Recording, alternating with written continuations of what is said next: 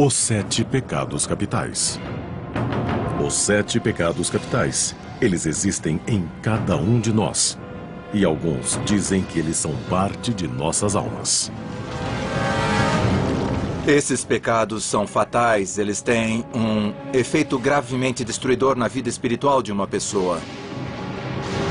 Luxúria, inveja, gula, preguiça, avareza, ira e soberba.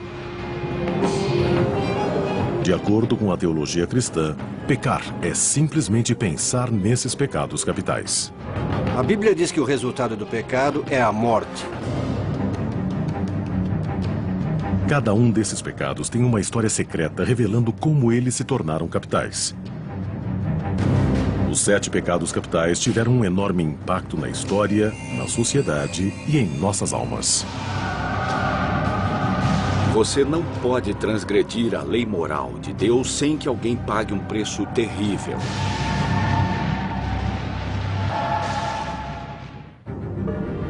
E o mais sedutor dos 7 pecados capitais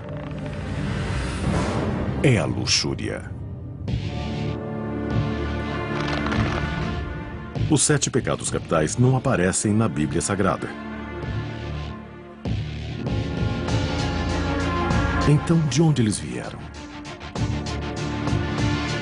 Os 7 pecados não estão exatamente na Bíblia. Quero dizer que não há uma lista desses pecados. Isso tudo foi criado a partir de interesses éticos da antiga igreja. Em aproximadamente 375 d.C., um monge cristão fugiu das tentações de Constantinopla para um pequeno monastério no deserto egípcio.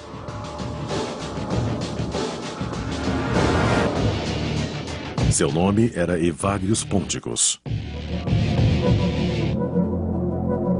Essa existência isolada o levou a se aprofundar em sua alma e logo ele começou a catalogar seus pensamentos. Evagrio trabalhou nessa lista de pensamentos tentadores. Ele lutou com a soberba, a luxúria e a gula. Evagrius reduziu as numerosas tentações em uma única lista dos mais aterrorizantes e perigosos. A lista era composta de 8 pensamentos tentadores: luxúria, gula, preguiça, avareza, ira, soberba, vaidade e tristeza. De certa forma, você pode comparar esses pecados com a maconha, que é considerada uma droga de iniciação clássica. E esses são, na falta de um termo que explique melhor, pensamentos de iniciação. Você cai nesse padrão de pensamento e ele cria uma vulnerabilidade, ele cria uma falha. Ao criar a lista, Evagrius deve ter refletido sobre sua própria vida de pecados.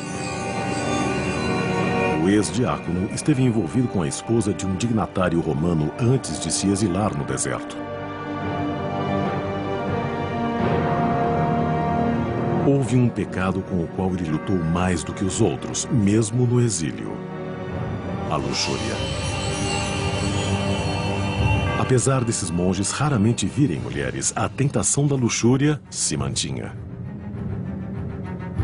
Quando os pensamentos de luxúria lhes vinham à mente, eles os distraíam colocando os dedos nas chamas das lamparinas para que pensassem naquela dor, ao invés de outras que pudessem ter em seus corpos.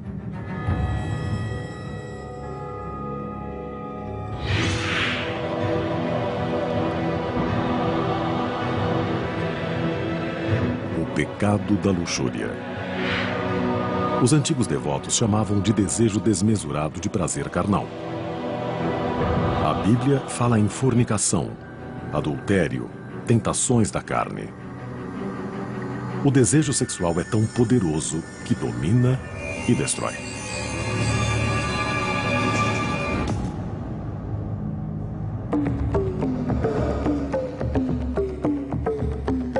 Apesar da luxúria não ser condenada no mundo antigo, e sim celebrada. Na Índia, os templos hindus em Khajuraho eram decorados com milhares de esculturas de posições sexuais complexas, retiradas dos escritos eróticos chamados de Kama Sutra.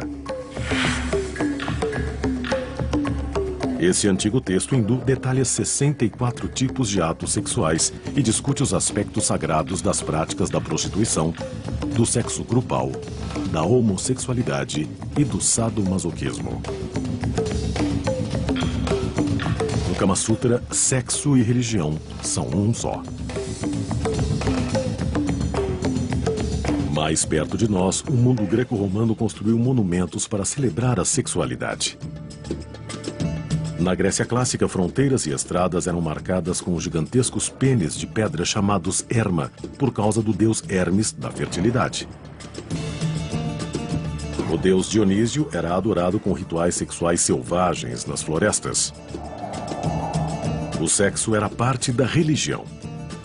Na verdade, a palavra grega orgia significava originalmente ritual secreto. A atitude greco-romana em relação à sexualidade era mais parecida com a nossa, e para eles não havia nada que fosse proibido. O sexo era um tipo de experiência total do corpo. Tudo isso era perfeitamente aceitável para as classes superiores nas sociedades gregas e romanas. E ninguém praticou mais a adoração à luxúria que o Império Romano. A cidade portuária de Pompeia preserva alguns dos melhores exemplos da arte da antiga Roma. Pompeia é um sítio arqueológico encantador. Mas um dos aspectos mais encantadores dela é o fato de haver muita arte erótica por lá. A arte de Pompeia data do 1º século depois de Cristo. Algumas são de bordéis, onde inscrições eróticas revelam serviços e preços específicos. O que fica claro é que os romanos viviam a sexualidade e não tinham escrúpulos para demonstrá-la nas ruas, nas esquinas e em suas casas. A adoração romana à luxúria talvez tenha alcançado seu auge no reinado do imperador Calígula em 37 d.C. Disse que o jovem imperador exigia sexo de todas as mulheres atraentes de Roma, incluindo suas próprias irmãs. Há histórias de que ele transformou parte de seu palácio em um bordel, onde forçava mulheres casadas a se prostituírem para seu próprio divertimento. Costuma-se dizer que o assassinato de Calígula aos 28 anos foi um sinal da ira dos deuses por ele ter abusado do poder da luxúria.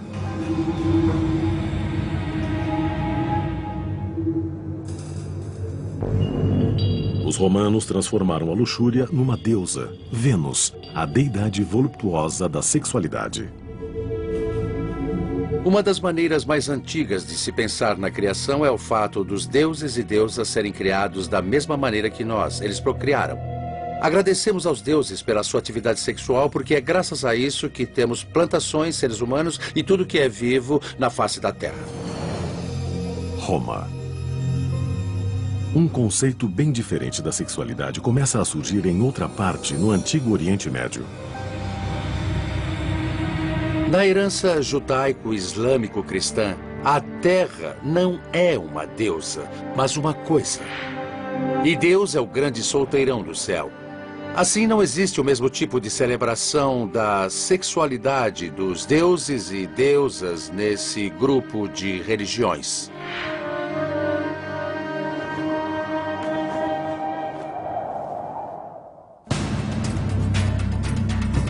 Deuteronômio. O Velho Testamento tem sua própria lista de deveres e proibições, mas não são os 7 pecados capitais. São os 10 mandamentos. Os 10 mandamentos descrevem o que podemos chamar de oposto do pecado, que é a correção. Os 10 mandamentos. Há 2 mandamentos sobre a luxúria: não cometer o adultério e não cobiçar a mulher do próximo. O Velho Testamento, ou a Bíblia hebraica, condena a luxúria, mas não a sexualidade. No entanto, ela é muito preocupada com o irresistível poder do desejo sexual. O judaísmo entende que o desejo é ingovernável e que você sempre vai querer fazer ou então vai desejar coisas que não deve ter. O desejo em si não é pecado, só o que você faz com ele.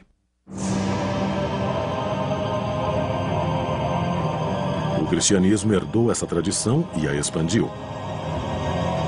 Jesus diz aos seus seguidores que eles cometem o pecado do adultério mesmo quando apenas olham para uma mulher com desejo. Jesus aponta e enfatiza os pecados do pensamento. Você pode cometer o adultério mentalmente.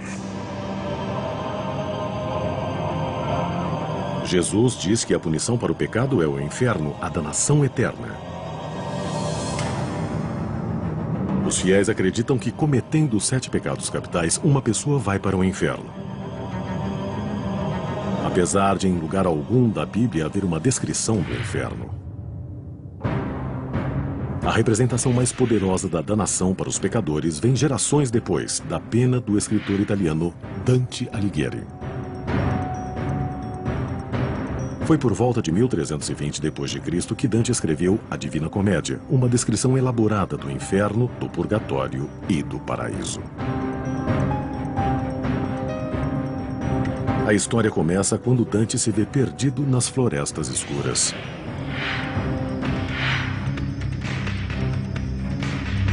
Ele encontra o poeta romano Virgílio, que o leva pela porta do inferno.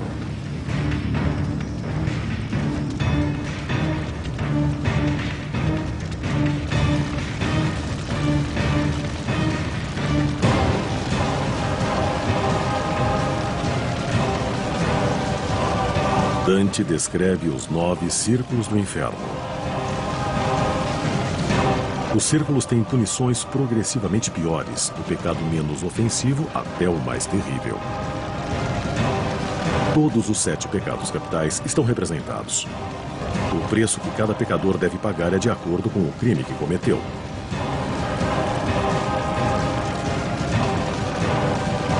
O pecado da luxúria fica no 2º círculo do inferno. Aqui, os acometidos pela luxúria são jogados pelos ares por ventos faiscantes sem esperança de descanso. Acredita-se que a punição seja um símbolo do poder tempestuoso da luxúria.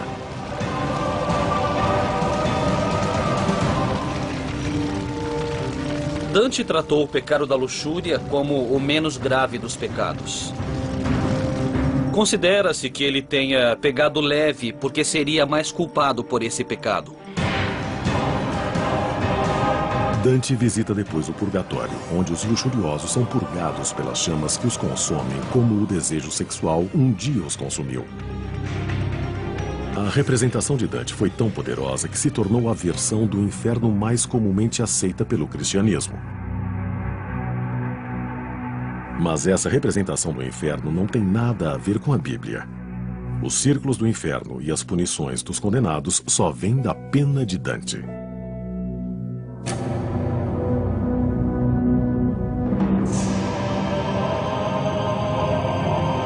Mas o posicionamento bíblico contra a luxúria não deteve uma seita cristã antiga. Esses radicais tiveram uma visão muito diferente do pecado. Ao invés de condenar a luxúria como um pecado, eles celebraram como um sacramento. Os 7 pecados capitais. Durante séculos, eles moldaram o comportamento da sociedade. Para os fiéis, quando combinados, eles representavam um código moral para uma vida bem vivida.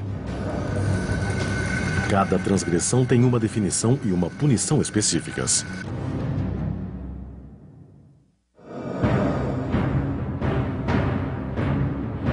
A religião cristã é bem específica em sua visão da luxúria.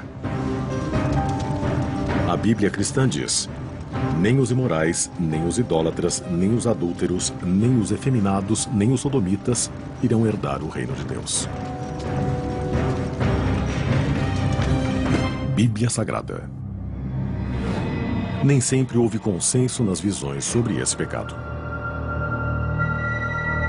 Um grupo de cristãos antigos via a luxúria bem diferente.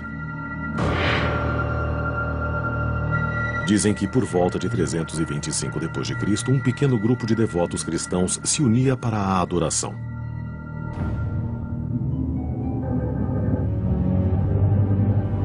O serviço começava com o ritual do desnudamento, seguido por uma unção.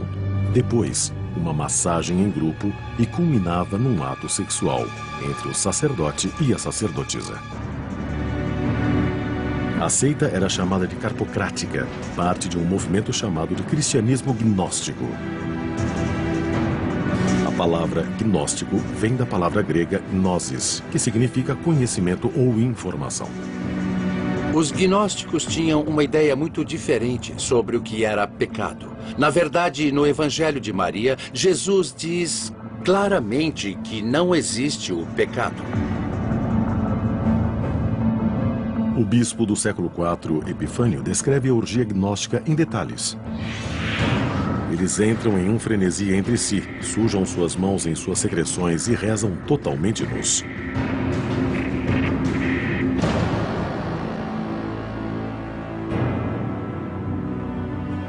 Mas alguns acreditam que essa descrição pode ter sido apenas propaganda negativa.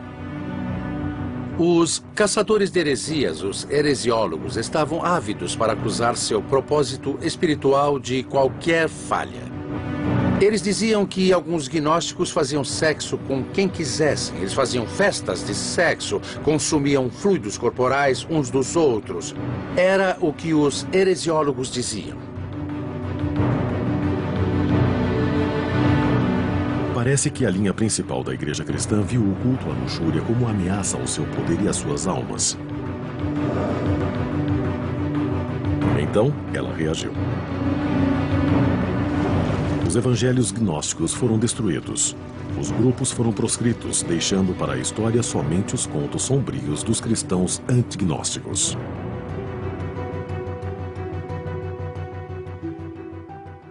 Mais ou menos na mesma época em que os gnósticos estavam desaparecendo, no século IV d.C., Evagrios Pônticos escreveu a primeira lista de 8 pensamentos tentadores. Mas ela foi pouco conhecida na época. Evagrios viveu em reclusão no deserto e fez sua lista somente para os monges.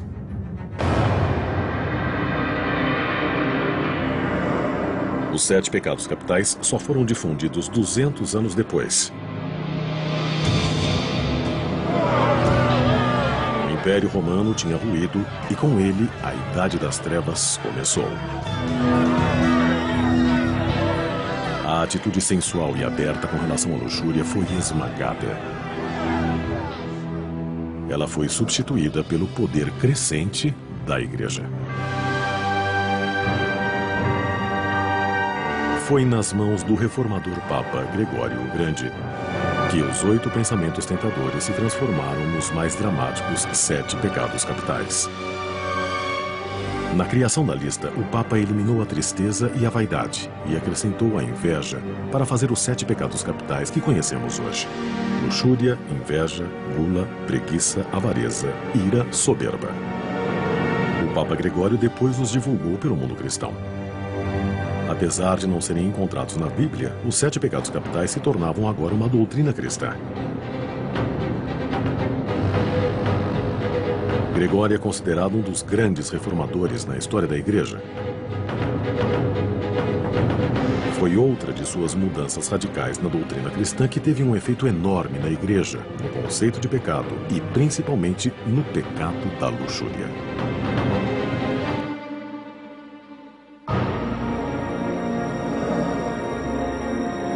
O Papa declarou que todos os padres na Igreja Católica Romana deviam ser celibatários. Até aquela época, o casamento era uma opção para os padres cristãos. Imagina-se que a regra do celibato tenha sido pensada parcialmente para consolidar seu poder. O Papa Gregório não queria que a propriedade da Igreja fosse herdada pelos filhos dos padres e bispos. O resultado foi mais abrangente. Em um período de tempo relativamente curto, o celibato evoluiu de um conceito teológico para uma acusação indiscriminada da sexualidade e da luxúria para todos os fiéis. A igreja se tornou anti-hedonista militante. Assim, a sexualidade existe para a reprodução e tudo o que vai além disso é pecado. O clero celibatário agora escrevia as regras das interações sociais e políticas. Para contrabalançar os 7 pecados capitais, a Igreja criou as 7 virtudes sagradas: castidade, temperança, caridade, paciência, humildade, generosidade, diligência. Eles estariam para sempre ligados na batalha pelas almas dos homens. O oposto da luxúria é a castidade, uma qualidade que dirigiu os pensamentos dos cristãos durante séculos. Para os teólogos medievais, o problema não era só a luxúria, mas qualquer forma de sexualidade. A Idade das Trevas condenava a luxúria mesmo no casamento. Essa seria a atitude da civilização ocidental em relação à sexualidade por quase 1000 anos. A luxúria foi demonizada. A crença popular da época era de que cada pecado podia habitar ou possuir uma pessoa em forma de um demônio específico. O único jeito de livrar os afligidos por esses demônios era pela prática do exorcismo. Vamos, saia!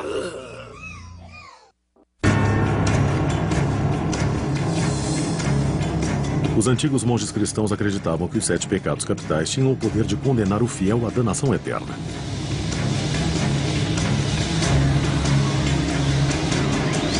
Quando homens e mulheres devotos cometiam pecados, alguns acreditavam que isso se devia a demônios.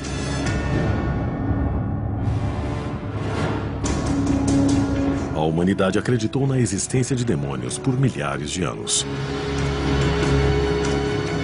A Bíblia hebraica fala de espíritos demoníacos no deserto. Jesus exorciza demônios no Novo Testamento. Monges lutavam contra demônios da luxúria e de outros pecados através da oração e do jejum. Dizia-se que demônios eram anjos que tinham se rebelado contra Deus e se unido a Satanás. Eles eram jogados no abismo do inferno e condenados a passar a eternidade atentando às almas de seres humanos. Os demônios são seres malignos, maléficos e sobrenaturais. E agora eles rondam a Terra procurando moradia nos corpos humanos para exercitar seu serviço do mal. Na Idade Média, o estudo dos demônios ou demonologia se tornou quase uma ciência. Monges cristãos começaram a catalogar demônios. Havia livros como A Chave de Salomão e o Grande Grimório, que listavam milhares de demônios pelos nomes, divididos em categorias, subtítulos e hierarquias. E demonólogos misturavam poções e preparavam feitiços para falar com eles. Seguindo essa teoria, havia a crença de que havia 7 exércitos do mal comandados pelos 7 príncipes satânicos, cada um representando um dos 7 pecados capitais. Cada um desses príncipes demoníacos tinha um nome. Amon, o demônio da ira. Belfegor, príncipe da preguiça, e o demônio do pecado da luxúria era Asmodeu. O nome Asmodeu provavelmente vem de uma deidade pagã persa chamada Eishmadeva. Uma das primeiras aparições desse demônio em escrituras é no livro de Tobias, onde o demônio possui sexualmente uma linda e jovem mulher e a força a matar 7 de seus pretendentes. O demônio é um ser perigoso e poderoso. Mas textos mágicos, como o Testamento de Salomão, dizem que Asmodeu podia ser controlado através de feitiços.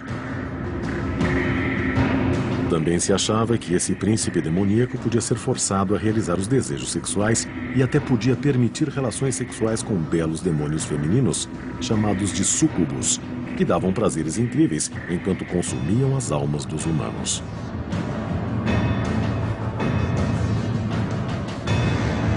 Mas há aqueles que dizem que as histórias de relações sexuais com demônios não são só metáforas, são reais. E assim... Eu renuncio a qualquer direito legal que detenha meu destino. Em suas missas na igreja, o pastor Bob Larson trava sua própria batalha contra esses príncipes demoníacos. Nos Coríntios, capítulo 10, de 3 a 5, fala-se na destruição das fortalezas espirituais. Os 7 pecados capitais atacam a sociedade da qual todos nós fazemos parte. Somos todos parte de uma trama entrelaçada. Alguém ganha e alguém perde quando a lei moral é transgredida. É por isso que há 7 pecados capitais, e eles são fatais. Vai, traz minha Bíblia, rápido. O modo tradicional de lutar contra os demônios é com o exorcismo, expulsando os demônios do pecado e forçando-os a lutar. Vamos, saia! A prática do exorcismo é tão antiga quanto a crença nos demônios. Na Idade Média, vários sinais de possessão foram instituídos. Entre eles está falar em língua estranha, habilidade ou força sobrenatural, aversão a tudo que é sagrado, blasfêmia ou sacrilégio abundantes. Há várias soluções para a possessão. Demônios podem ser provocados por várias coisas sagradas.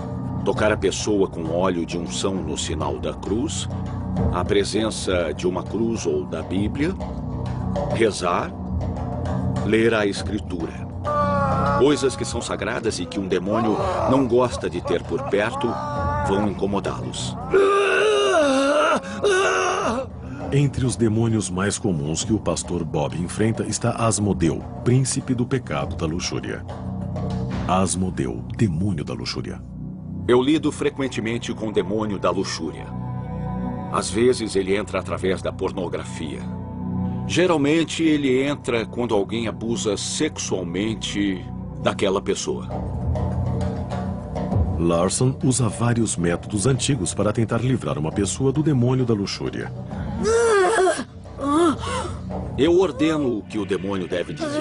Vai se atormentar, atormentar. Por exemplo, eu, o demônio da luxúria, renuncio ao meu direito a essa pessoa, uma criatura de Deus, e não exigirei mais o direito a ela. Saia! Aí ele vai lutar e pode dizer: não vou embora, essa pessoa é minha, tem que ir embora. E você continua dizendo a ele que deve ir embora. Vai sim. Os exorcismos de Bob Larson são controversos para a linha principal da igreja, mas eles se baseiam em rituais tão antigos quanto a própria religião. Tem que ir embora. Os 7 pecados capitais foram associados aos demônios e ao exorcismo na Idade Média.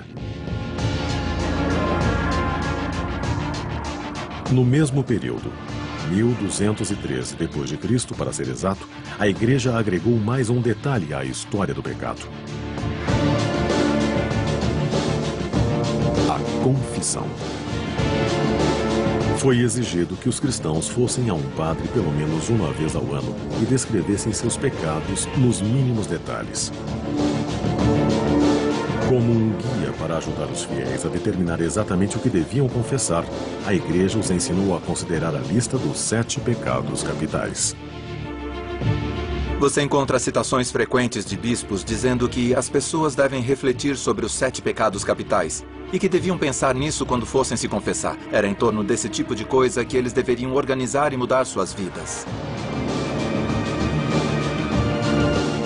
Os 7 pecados capitais foram institucionalizados. Eles se tornaram parte da cultura popular por toda a Europa. Foram esculpidos em igrejas, pintados em altares, desenhados nas Bíblias e descritos em contos e histórias, poesias e epopeias.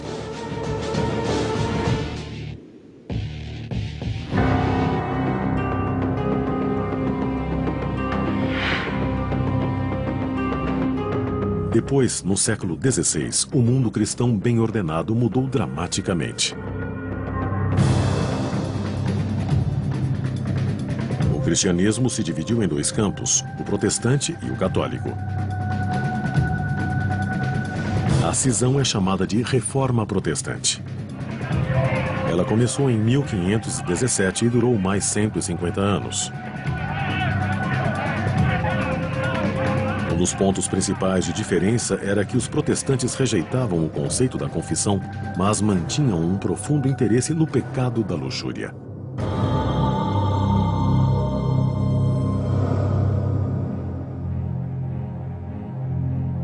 Durante esse período, uma seita de protestantes chamada de puritanos fugiu do continente europeu pecador para buscar liberdade religiosa no Novo Mundo. Os puritanos foram nomeados assim por causa de suas crenças devotas e seu objetivo principal de criar uma forma mais pura de adoração e doutrina. Eles pretendiam criar uma colônia na América do Norte onde o pecado não seria tolerado. 1620 d.C. Quando os puritanos chegaram a Plymouth, em Massachusetts, em 1620, formaram uma colônia onde o pecado da luxúria era central em sua teologia e seu código de leis. Em Plymouth, cometer o pecado da luxúria trazia penalidades graves. Mulheres flagradas cometendo adultério eram condenadas a usar a letra A para o resto de suas vidas. Os puritanos flagrados em qualquer atividade sexual fora do casamento enfrentavam o açoite, a humilhação pública em troncos e, no caso da sodomia ou relações com animais, eram mortos.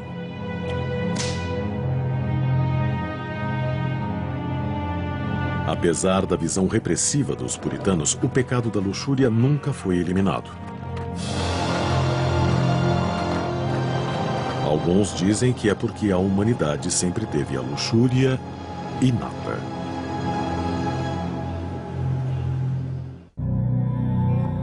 Os 7 pecados capitais eram os caminhos para a danação eterna, de acordo com séculos de doutrina cristã.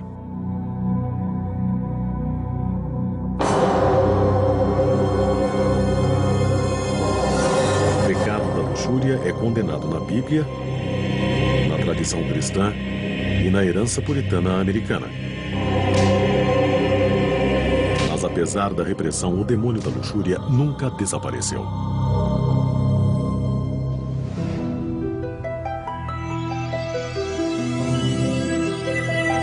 Para os pesquisadores modernos, a luxúria é menos uma questão de pecado e mais uma questão de ciência.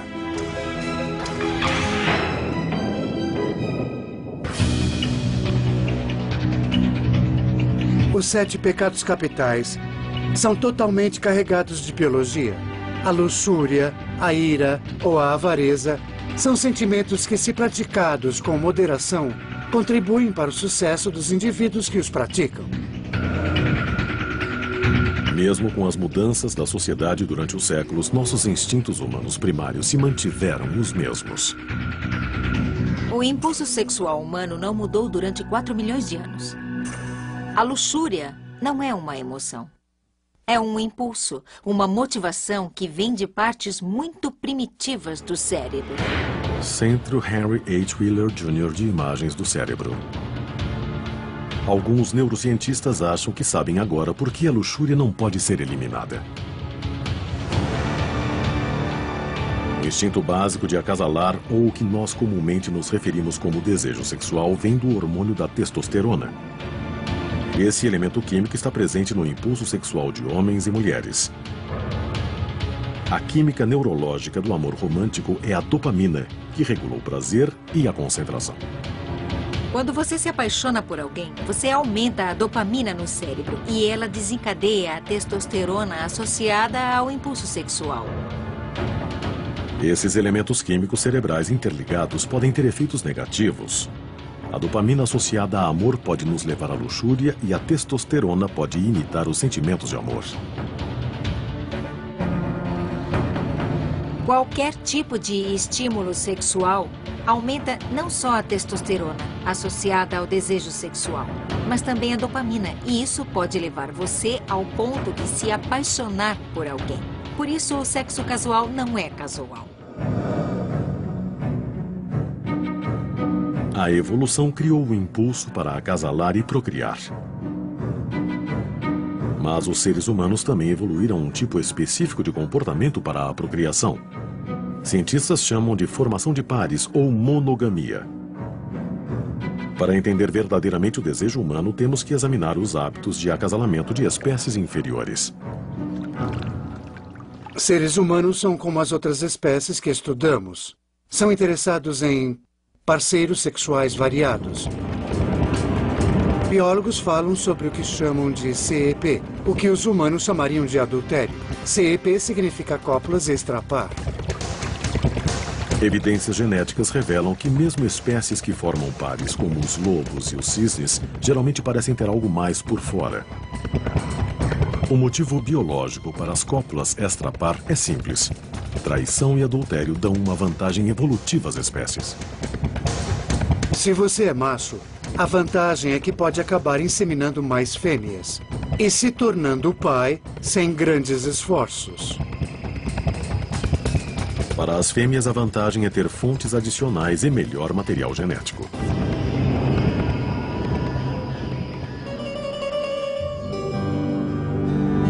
Talvez o único motivo da luxúria ser chamada de pecado seria para controlar a cópula extrapar, ou como os humanos chamam, o adultério. Se alguém anda por aí na luxúria, há uma chance de acabar copulando com minha mulher. Ou se sou uma mulher, podem acabar competindo comigo pelo meu homem. Da perspectiva da sociedade, é vantajoso conter a luxúria dos indivíduos. Durante séculos, houve uma grande cruzada para reprimir o pecado da luxúria que obteve muito sucesso. Bíblia Sagrada. Mas o início do século XX seria um renascimento. E a luxúria se beneficiaria dele. As 25 celebridades mais sensuais. Os 7 pecados capitais foram compilados pela Igreja Cristã como um código moral para todos os fiéis. O pecado da luxúria teve uma história cheia de altos e baixos. Celebrado entre os antigos gregos e romanos, difamado na Idade Média e até mesmo proscrito pelos puritanos na América.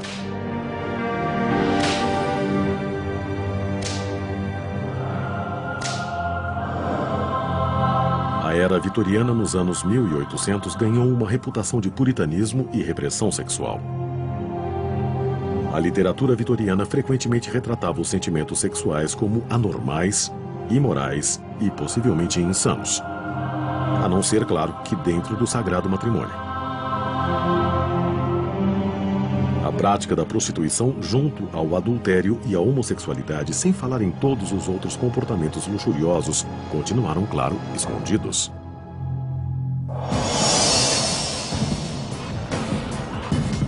Uma nova era para a luxúria começou na virada do século XX, quando a industrialização trouxe avanços tecnológicos e urbanização.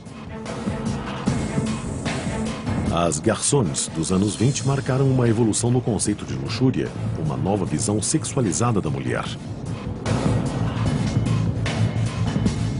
Nos anos 50, a pílula anticoncepcional estava disponível e pronta para transformar a sexualidade e o pecado da luxúria.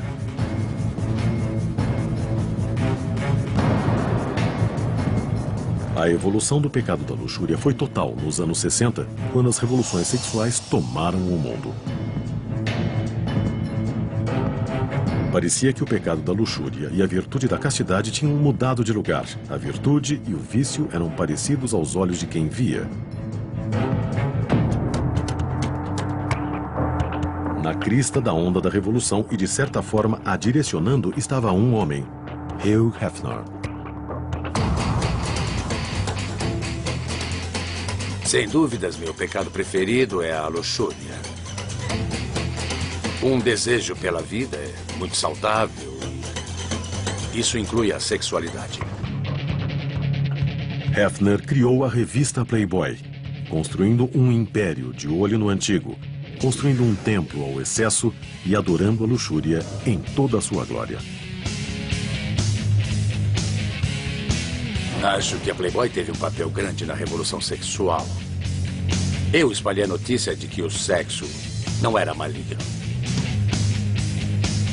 Apesar de séculos de tentativas religiosas de eliminar a luxúria, o pecado sempre voltou. A luxúria é um nome que damos quando ela é demais ou inapropriada.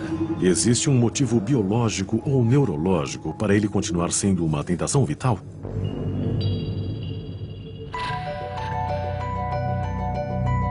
Em Seattle, Washington, somente pessoal autorizado, forte campo magnético, perigo. Cientistas tentam mapear a arquitetura neural da sexualidade humana. O Dr. Ken Miravia investiga como a luxúria e a sexualidade afetam cada parte do cérebro humano. Ele usa duas tecnologias. Uma é a máquina de ressonância magnética. A outra tecnologia é um simples aparelho de DVD. Apresentamos às nossas cobaias estímulos que consistem em cenas de sexo explícito para provocar sua habilidade de ficarem excitados. O experimento é simples. As cobaias são expostas a vídeos neutros para se conseguir uma base. Depois, as imagens se tornam mais sexualmente explícitas durante alguns minutos, enquanto Miravia e sua equipe assistem às mudanças no cérebro da pessoa. Temos áreas nos lóbulos frontais que são associadas à recompensa e aos sentimentos de prazer. Elas são ativadas com a excitação. A amígdala se ativa e essa é uma das áreas de avaliação na tomada de decisões do cérebro.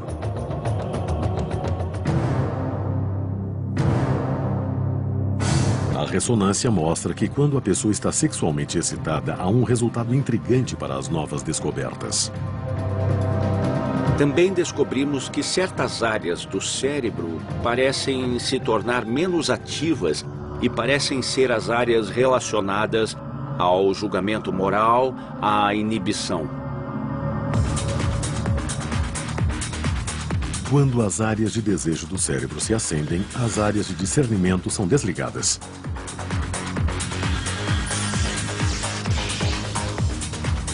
A conclusão: quanto mais uma pessoa fica excitada, menos acesso ela tem ao discernimento claro.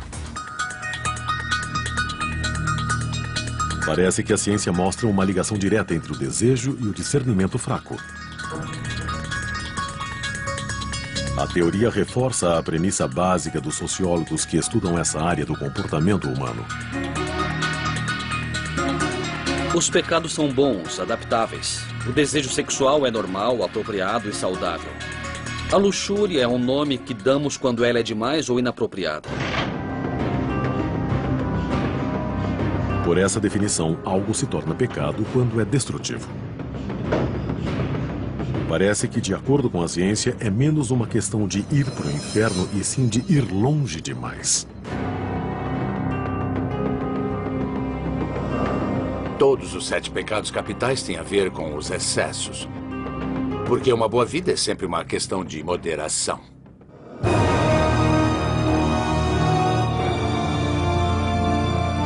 As mesmas energias que nos motivam a fazer o bem podem ser desviadas e nos fazer pecar. Então, é importante entendermos que essa é uma batalha permanente e intrincada dentro de todas as almas. A qualidade de sua vida e o sagrado de sua alma dependem das decisões que você toma todos os dias de sua vida. No cristianismo, um pecado é um pecado e pronto. Não é uma questão do que passa nos padrões de hoje em dia. Esses são padrões eternos.